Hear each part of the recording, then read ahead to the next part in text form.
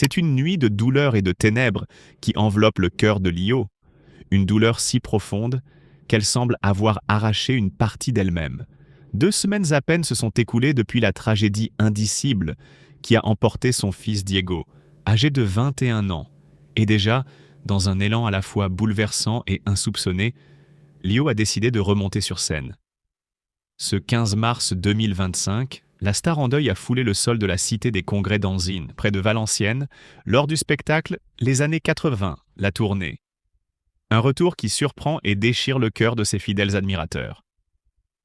Diego, dont la disparition fut annoncée avec une stupeur collective, avait été retrouvé près de Roissy après avoir fugué de chez lui, en proie à une détresse psychologique extrême.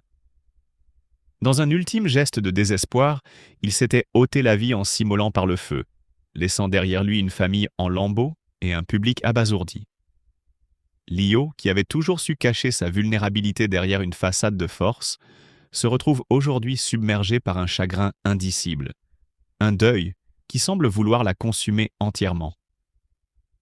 Pourtant, contre toute attente, et malgré l'ombre immense qui plane sur elle, la chanteuse a choisi de reprendre le micro, de faire revivre, l'espace d'une soirée, cette étincelle de lumière qui l'avait toujours animée.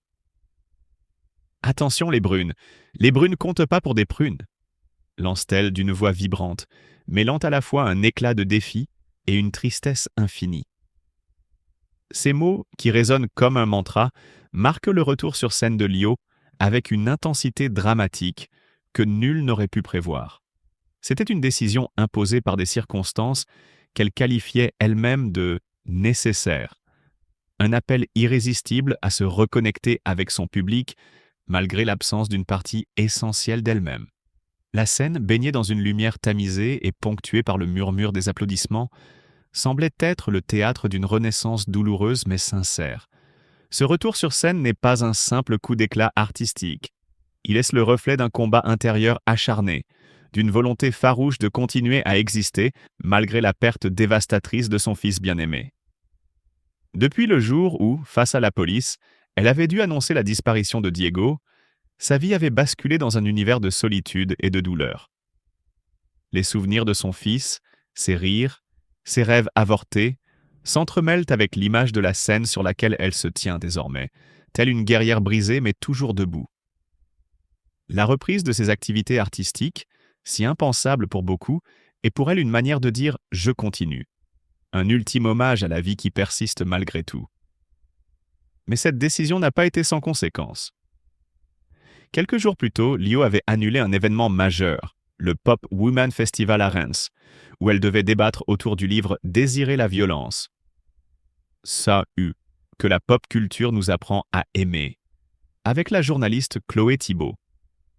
Ce rendez-vous, tant attendu et médiatisé, avait été relégué au second plan, remplacé par le besoin impérieux de se recentrer, de pleurer, de crier son chagrin loin des projecteurs.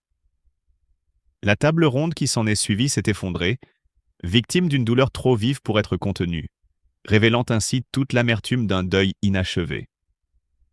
Sur scène, alors que la musique s'élève et que la foule se laisse porter par les notes de ses chansons emblématiques, Lio déploie une performance qui transcende le simple spectacle.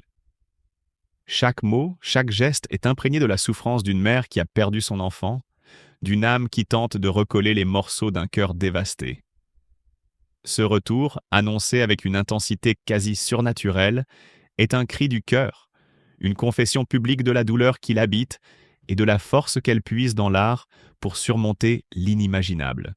Le décor de la Cité des Congrès, habituellement lieu de célébration et de divertissement, se transforme pour l'occasion en un sanctuaire de recueillement. Les lumières se font douces, les regards se font complices, et même dans l'ombre de ce deuil, l'énergie de Lio captive l'audience, qui se sent happée par cette performance à la fois tragique et exaltante.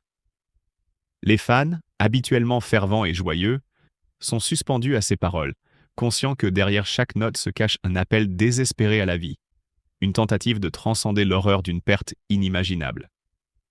Ce retour sur scène, ce geste courageux et bouleversant, est le reflet d'une dualité profonde. D'un côté, l'immense douleur de perdre un être cher, et de l'autre, la volonté farouche de continuer à exister, de perpétuer la mémoire de celui qui n'est plus. Lio, en se tenant devant ses admirateurs, expose non seulement son chagrin, mais aussi son espoir. L'espoir qu'en partageant sa peine, en la transformant en art, elle parviendra à guérir, à redonner un sens à sa vie et à honorer la mémoire de Diego. Lio, la femme, la mère, l'artiste, se dresse aujourd'hui face au destin avec une force qui défie la douleur la plus insoutenable. 2 semaines après la tragédie qui a arraché son fils Diego à la vie, la chanteuse revient, non pas par choix, mais par nécessité. Je n'ai pas le choix. Ou je bosse ou je crève. Cette phrase, qu'elle prononçait déjà il y a des années, résonne aujourd'hui avec une intensité encore plus brutale. Travailler n'est plus seulement une question de survie financière, c'est une question de survie psychologique. Depuis toujours, Lio vit dans un équilibre précaire, une tension permanente entre l'impératif de subvenir aux besoins de sa famille et la pression écrasante de l'incertitude. Mère de 6 enfants, elle a dû affronter seule les responsabilités qui, dans un monde plus juste, auraient dû être partagées. Aucun des pères ne verse plus de pension, souvent par manque de moyens, confiait-elle avec amertume. Pourtant, jamais elle ne s'est laissée submerger par la fatalité. Sa force, elle la puise dans le mouvement, dans l'action, dans cette nécessité viscérale de créer pour ne pas sombrer. Mais comment se relever quand on a perdu un enfant? Comment reprendre le chemin de la scène, des projecteurs, du spectacle, alors que le vide laissé par Diego est un gouffre qui menace de l'engloutir? Pour Lio, la réponse est aussi simple que cruelle. Il faut avancer, coûte que coûte. C'est dans cet élan vital, cette pulsion de survie, qu'elle trouve l'énergie de remonter sur scène. Ce n'est pas un choix, c'est une urgence. Le 15 mars 2025, lorsqu'elle foule les planches de la Cité des Congrès d'Anzing, c'est une Lio transformée que le public découvre. Plus sombre, plus grave, mais habitée par une intensité bouleversante. Ce soir-là, elle ne chante pas seulement pour divertir. Elle chante pour exorciser sa douleur, pour s'accrocher à la vie, pour donner un sens à l'insupportable. Car depuis toujours, la musique est son exutoire, son refuge, son salut. Les seuls moments où j'ai respiré ont été mes 3 années de juré dans la Nouvelle Star. Quel délice de pouvoir se réveiller le matin sans l'angoisse des factures à payer, se souvenait-elle en 2013. Ce répit, elle ne l'a plus depuis longtemps.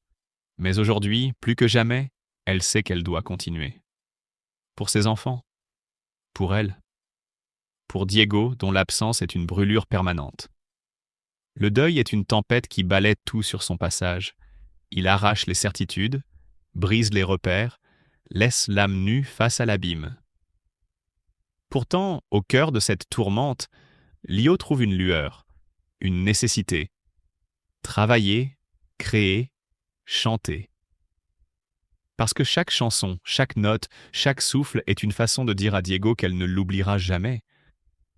Parce que, dans le rythme effréné de la scène, elle trouve une raison d'avancer.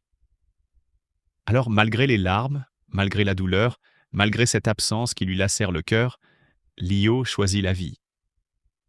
Parce que c'est ce que Diego aurait voulu. Parce qu'au-delà de la souffrance, il y a l'amour. Un amour indestructible, immortel. Et c'est cet amour qui la portera, jour après jour, note après note, vers une renaissance qu'elle n'aurait jamais imaginée.